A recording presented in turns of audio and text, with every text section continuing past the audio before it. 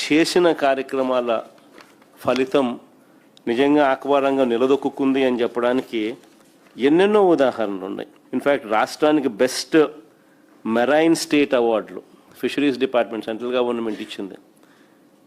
వరుసగా 2021, 22, 2023, 24 ఆంధ్ర రాష్ట్రానికే అవార్డ్స్ వచ్చినాయి. అవార్డులు రావడమే కాదు, ఆ రోజుల్లోతో కంపేర్ చేస్తే 2018-19లో 38 లక్షల టన్నుల రొయ్య మత్స్య ఉత్పత్తులుంటే 2022-23 నాటికి ఏకంగా 51 లక్షల టన్నులకు పెరిగాయి. అంటే మన ఇనిషియేటివ్ తీసుకుంటే చిత్తశుద్ధి చూపితే ఏ రకంగా పెరుగుదల అనేది ఉంటుందన్న దానికి కూడా నిదర్శనాలు ఇవన్నీ కూడా. ఫీడ్ ధరలు కూడా మన హయాంలో కూడా అడుగులు ముందుకు వేస్తూ వీళ్ళంతా కూడా